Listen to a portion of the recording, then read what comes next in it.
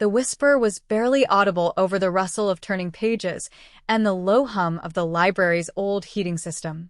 "Excuse me," she said, her voice soft and hesitant. "Is this seat taken?" The man did not look up from the sleek, dark laptop where his fingers rested, unnervingly still. He was a statue of coiled tension in a world of quiet study, his black suit impossibly sharp against the worn oak of the public library table. Every other chair was occupied, a sea of students hunched over textbooks and glowing screens. Only this one, beside him, remained empty. Chloe stood there, the worn straps of her heavy backpack digging into the shoulders of her favorite red wool sweater, her heart thumping a nervous rhythm against her ribs. He was handsome in a severe, sculpted way, with dark hair and eyes that, even unseen, felt like they could strip a person down to their bones. A long, faint scar cut through his left eyebrow, a detail that spoke of a life far removed from this dusty sanctuary of knowledge. When he finally lifted his head, the low, ambient noise of the room seemed to fall away. His gaze wasn't unkind, but it was intensely analytical, as if he were calculating the weight and measure of her simple request. Chloe felt a blush creep up her neck, suddenly conscious of her faded blue jeans and the sheer exhaustion she knew was written all over her face. For a long moment he said nothing. He just watched her, and in that silence, she felt an instinct, primal and deep, that this was not a man one disturbed lightly. But her anatomy final was in 2 days, her apartment was cold, and this was the last free seat in the entire building. She held his gaze, her own quiet desperation a shield. Then, with a slow, deliberate nod, he inclined his head toward the chair. Just a single, minimalist gesture. No es mai. No word. It was permission and it was a dismissal. Chloe murmured a quiet thank you and slid into the chair, carefully pulling her heavy textbook from her bag. She arranged her pens, her notebook, her entire world of frantic study beside his silent, dangerous one. As she opened the book to the intricate diagrams of a human heart, she could feel the sheer intensity of his presence beside her, a low-frequency hum of power. She was a 19-year-old nursing student, broke and bone-tired. He was a mystery. And as she began to trace the pathways of the superior vena cava, she had no way of knowing that this simple question, "Can I sit with you?" had just sealed her fate, binding her life to a man whose name was whispered with fear in the darkest corners of the city. What she did not know was that he was not just a man. He was an emperor in a hidden kingdom, and she had just sat down at his right hand. Welcome to our channel. If you enjoy stories about unexpected connections and the quiet courage that changes everything, be sure to subscribe. Now, let us get back to the story. Chloe's life was a carefully balanced equation of exhaustion and determination. Her world was small, contained within the triangle of her cramped apartment, the bustling city hospital where she took her nursing classes, and this public library, her only refuge from the cold. The apartment she shared with her 14-year-old sister, Lila, had faulty heating and paint that peeled from the walls, but it was home. Lila was the reason for everything. Born with a congenital heart defect, she was the sun around which Chloe's entire universe orbited. Every late night spent memorizing the branches of the nervous system, every extra shift she picked up at the campus diner, was for Lila. It was to ensure that one day, she would be the nurse who could understand, who could comfort, who could make sure no family ever felt as lost and powerless as theirs had. That afternoon, tucked into an envelope slid under their door, was a formal notice. A development corporation had purchased their building, and all tenants were being offered a paltry buyout to vacate within 60 days. The letter was filled with cold, legal language, but its message was simple: get out. Chloe had stared at it, the paper trembling in her hand, a cold dread washing over her that had nothing to do with the apartment's chill. This was their home. Their neighbors were elderly, on fixed incomes, people who had lived there for decades. Where would they go? Where would she and Lila go? The thought was a physical weight, pressing down on her as she tried to focus on her studies. That was why she was in the library, seeking not just quiet, but a temporary escape from the crushing reality waiting for her at home. She traced the muscles of the forearm in her textbook, her mind a frantic buzz. The man beside her hadn't moved in over an hour. His focus was absolute, his screen filled with columns of numbers and what looked like shipping manifests. He never took a call, never shifted in his seat. He simply worked, a portrait of immense, unshakable control. Chloe risked a glance at him. Who was he? A businessman? A consultant? There was a stillness about him that was more intimidating than any overt display of power. It was the stillness of a predator, perfectly at ease at the top of the food chain. She shook her head, forcing her attention back to her book. She didn't have time for mysteries. She had to study. She had to pass.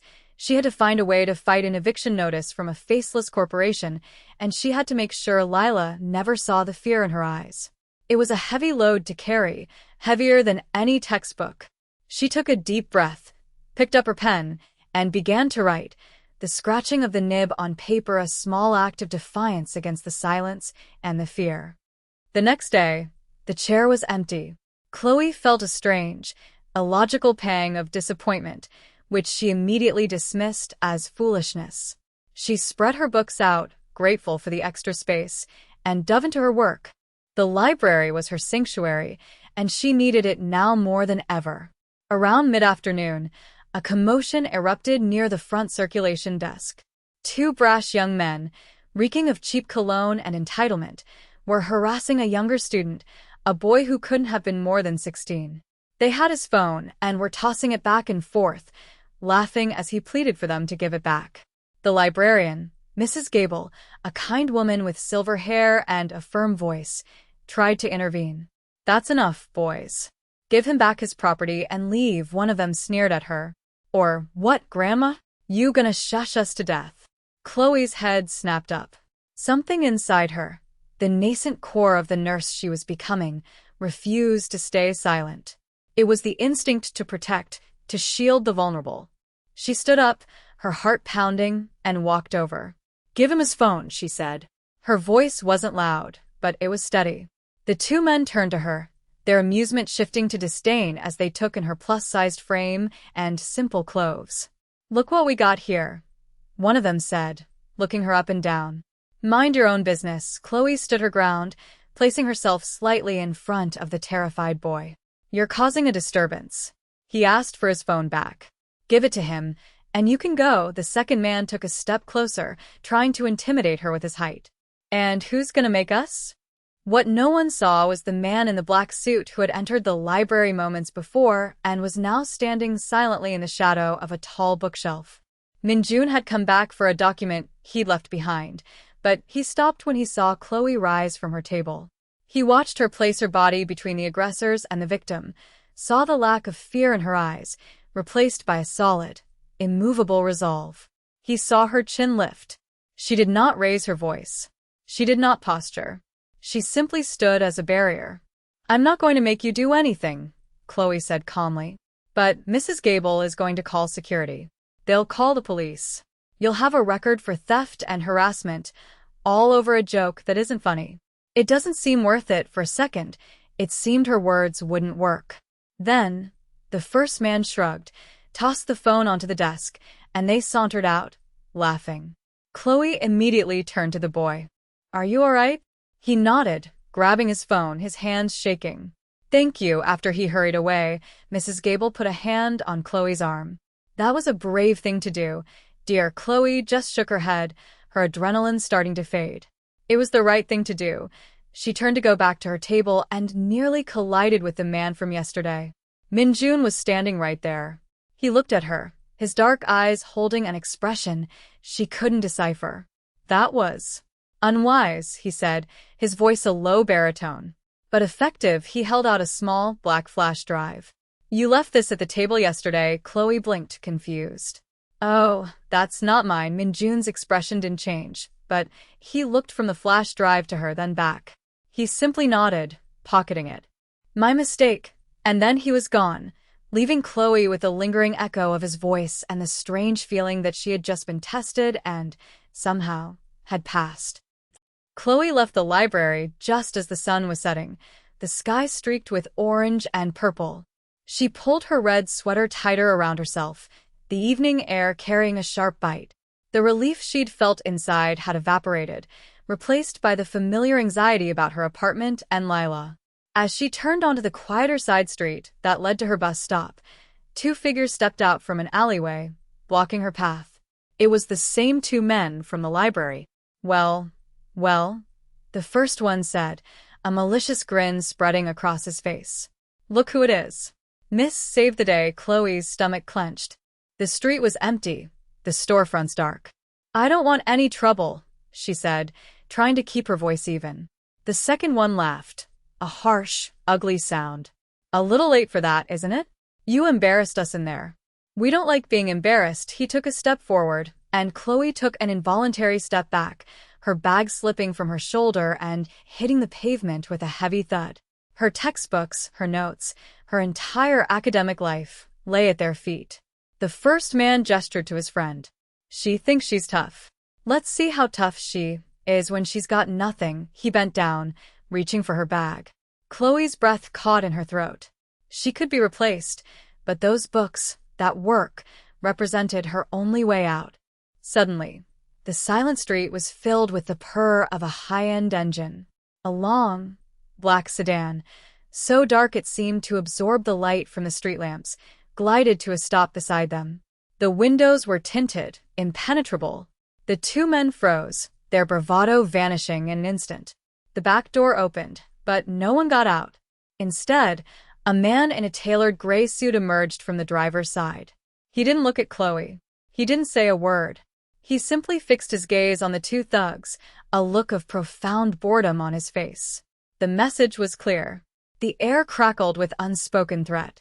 The man who had been reaching for Chloe's bag slowly straightened up. He looked from the silent driver to the dark, imposing car, and a flicker of genuine fear crossed his face.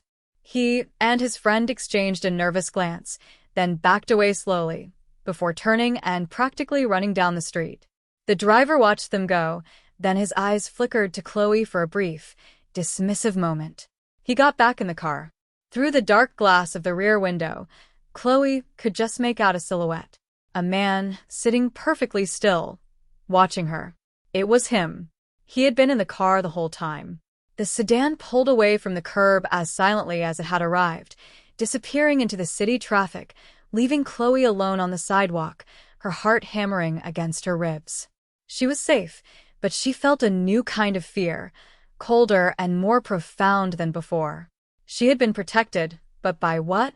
She slowly bent down, her hands shaking, and began to gather her scattered books. The encounter on the street left a residue of fear that clung to Chloe for days. Every time she walked home, she found herself looking over her shoulder, her senses on high alert.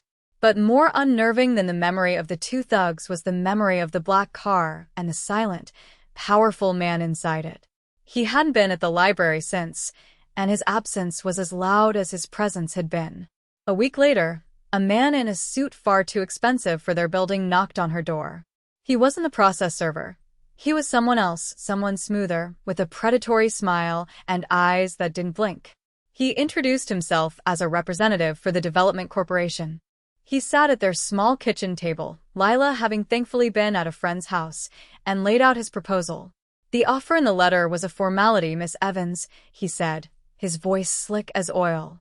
For a young woman in your position with responsibilities, we understand that a little more incentive might be required. He slid a thick envelope across the table. Chloe didn't touch it. What is this? She asked. That is $50,000, he said, leaning back. Cash. It's yours. All you have to do is sign an agreement to vacate and, more importantly, speak to your neighbors. Convince them to take the deal. Tell them it's the best they're going to get. You'd be a community leader. The money was a staggering sum. It was a lifeline. It was Lila's future medical bills paid. It was a new apartment in a safe building. It was an end to the constant, grinding worry that was her life. All she had to do was sell out her neighbors. She thought of Mrs. Rodriguez in 2B, who baked her cookies and had lived there since the 70s. She thought of Mr. Henderson in 3A, a retired postal worker who spent his days tending to the flower boxes on his windowsill. Their lives would be upended, their small, fragile world shattered. The man watched her, his smile confident. He thought he had her. He saw a poor girl in a worn sweater and assumed her principles were as cheap as her clothes. Chloe looked from the envelope to his smug face. She pushed the envelope back across the table. "No," she said. The man's smile faltered. "I don't think you understand." "I understand perfectly," Chloe interrupted, her voice low but firm. "You want me to scare my neighbors into giving up their homes, so you can make a profit. The answer is no. Their homes are not for sale. And neither am I." She stood up. "Please leave." The man's face hardened, the slick veneer cracking to reveal something ugly underneath. "You're making a very big mistake, little girl," he hissed. He snatched the envelope and left, slamming the door behind him. Chloe sank into a chair, her body trembling not with fear, but with a strange, fierce pride. She had been offered a way out and had chosen to stay in the storm on principle. Miles away, in a penthouse office overlooking the entire city, Minjun listened to a report from one of his lieutenants. The agent made the offer. 50,000. She refused. The lieutenant sounded surprised. Minjun did not. He looked out at the glittering city lights, his expression unreadable. He had seen her stand up to 2 thugs for a stranger. He was not surprised she would stand up to a corporation for her neighbors. He was, however, deeply impressed. Retaliation was swift and cruel. 2 days after Chloe refused the bribe, the heating in their entire building went out. The landlord claimed a part was on backorder, an obvious lie orchestrated by the new owners. A brutal cold snap had descended on the city, and their small apartment became an icebox. Chloe layered blankets on Lila, who was more susceptible to the cold, and boiled water on the stove just to bring some warmth into the air. Then came the new notices, posted on every door. Allegations of code violations, fabricated and absurd, as a pretext for a mass eviction. Panic began to ripple through the building. Neighbors who had been determined to fight now looked defeated. Chloe felt a rising tide of despair. She was failing them. She was failing Lila. She couldn't study at home. It was too cold to think, too stressful to focus. Her only option was the library.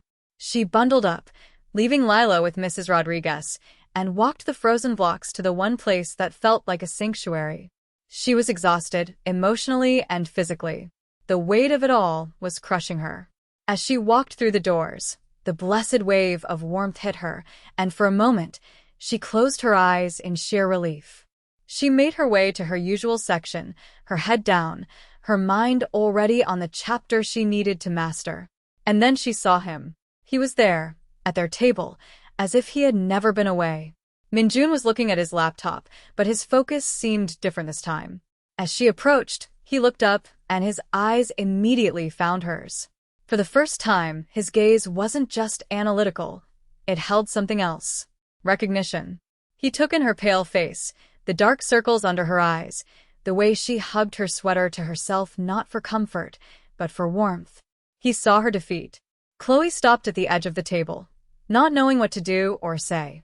She hadn't come here for him, but now that he was here, a desperate, foolish part of her felt a flicker of hope.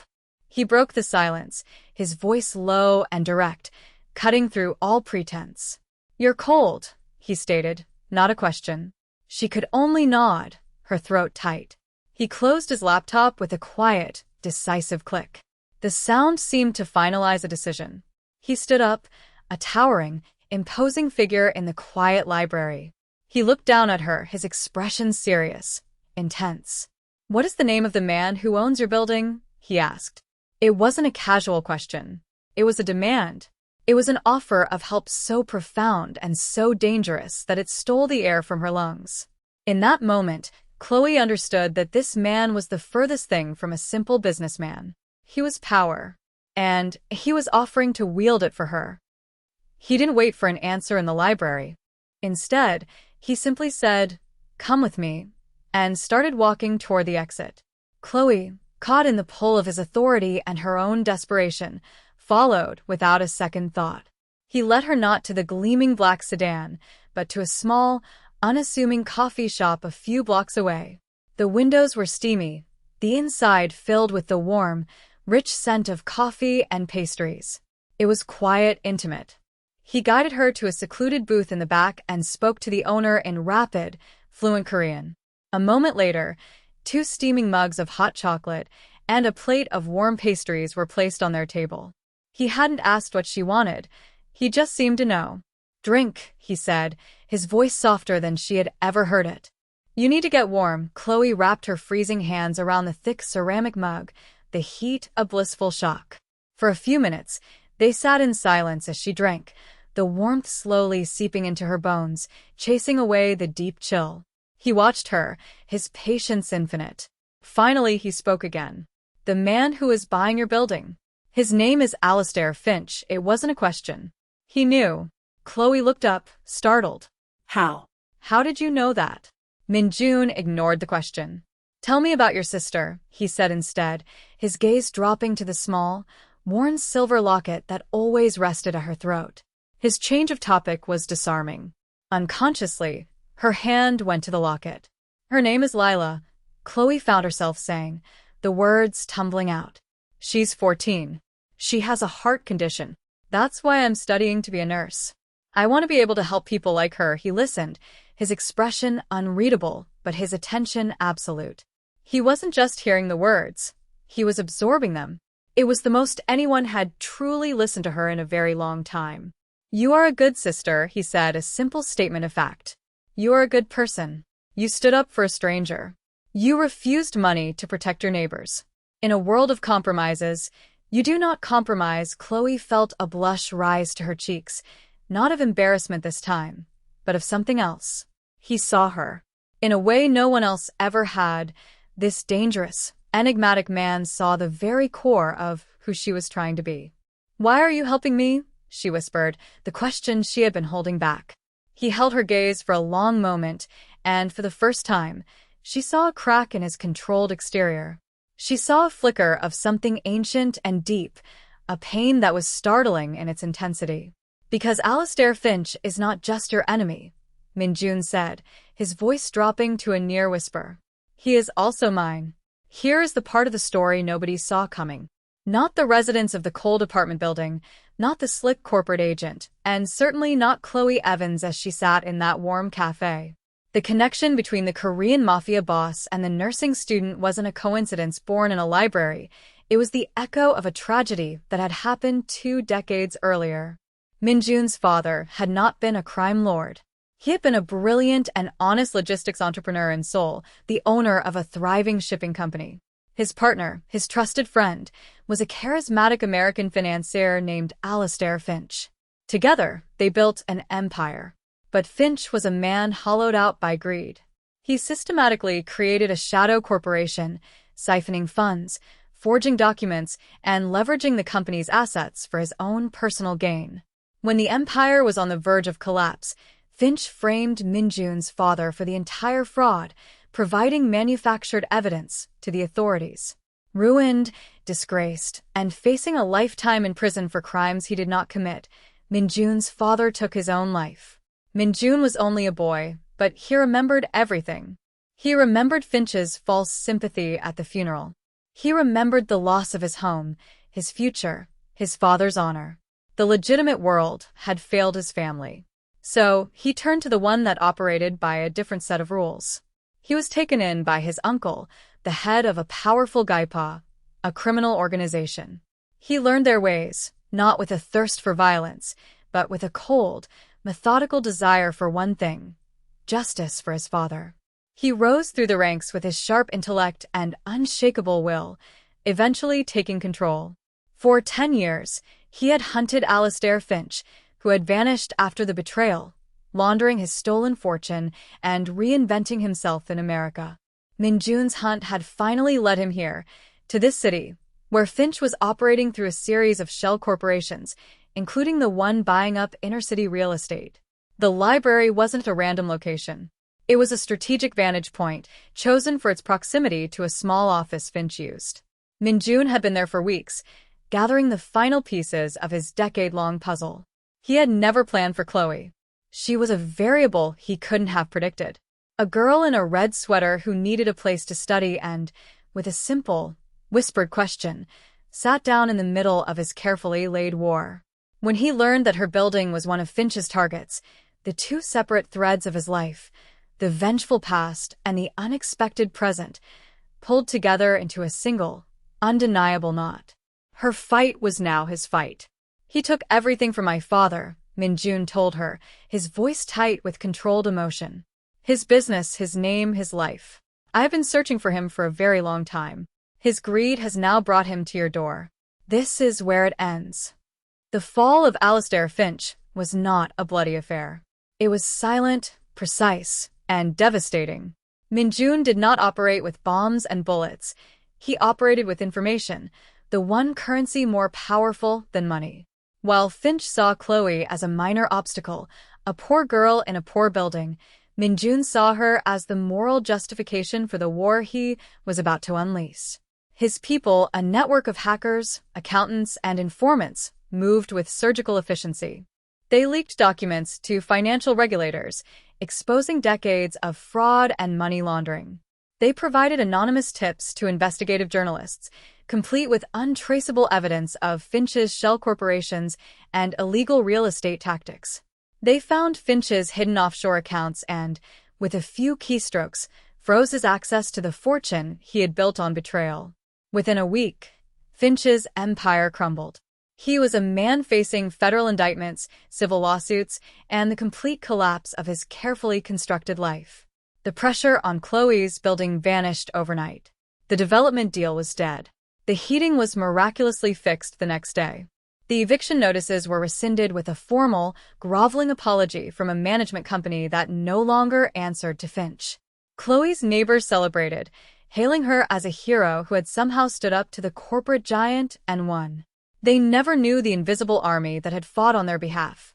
A few weeks later, Chloe received a letter from the hospital where Lila was treated. It informed her that an anonymous benefactor had established a substantial endowment fund specifically for pediatric cardiac care. The fund would cover all of Lila's current and future medical expenses for life. Chloe sat on her bed, the letter in her lap, and cried. They were tears not of sorrow, but of overwhelming, unbelievable relief. The weight she had carried for so long had finally been lifted. She knew, without a doubt, who the anonymous benefactor was. He came to the library one last time. It was late, the room nearly empty. He sat across from her, not beside her. "It is done," he said. "He will harm no one else." Chloe looked at him, her heart full of a gratitude so immense she couldn't find words for it. "Thank you," she whispered. It felt so inadequate. He gave a small, almost imperceptible nod. "Your sister will be taken care of. You will be a great nurse. You have a protector's heart." He stood to leave. "I have to go now. My work in this city is finished." A pang of loss, sharp and unexpected, hit Chloe. Will I ever see you again?" she asked, her voice small. Minion Post. He reached into his pocket and placed a small, simple black card on the table. It had only a phone number on it. No name. No other information. "If you ever need me," he said, "I will come." And then he walked away, disappearing out the library doors and out of her life, leaving behind a kept promise and the possibility of another. A year passed. The seasons turned, and life, once a frantic struggle for survival, settled into a peaceful, hopeful rhythm. Chloe was no longer just a student. She was at the top of her nursing program, her professors marveling at her blend of clinical skill and profound empathy. She moved with a confidence she had never known, free from the crushing weight of financial fear. Lila was thriving. With the best care, her health had stabilized, and she was a vibrant, happy teenager, her laughter filling their small, warm apartment. The building was safe, now owned by a tenant cooperative they had formed with the help of a pro bono lawyer Minjun's organization had discreetly arranged. The community Chloe had refused to betray had become her fortress. Sometimes, she would sit in the library at the same old oak table, her new textbooks open before her. The memory of the man in the black suit felt like a dream, a noir film she had stumbled into and then out of. But the evidence of his presence was everywhere, in Lila's healthy smile, in the deed to their building, in the quiet peace that had settled over her life. She kept the black card with a single phone number tucked into a worn copy of her anatomy textbook. She had never used it. She didn't need to. His final act had not been to bind her to him, but to set her free. His protection was not a cage, but a gift that had allowed her to build her own life, on her own terms. This evening, as the library emptied out, Chloe found herself looking at the empty chair beside her, the place where the Emperor had sat. She remembered the terror, the tension, the strange, unexpected tenderness. She remembered whispering, "Can I sit with you?" and changing her world forever. She pulled out her phone, not to call, but just to look. She had saved the number under a single name, Minjun. A quiet smile touched her lips. He had told her he would come if she needed him, but she had discovered a strength in herself she never knew she possessed. She didn't need a protector anymore. What she felt now was something different, a quiet ache of longing for the man who saw her, truly saw her, and recognized a kindred spirit in her stubborn, principled heart. The story wasn't over. She knew, with a certainty that settled deep in her soul, that this was just the end of the first chapter. The empty chair beside her was not a void. It was a promise, waiting to be kept. What do you think Chloe should do? Should she call him, or should she wait for fate to bring them together again? I love reading your thoughts in the comments. If this story touched your heart, please give it a like and subscribe for more stories about love, courage, and the hidden connections that define us. I read every comment. I will see you in the next story.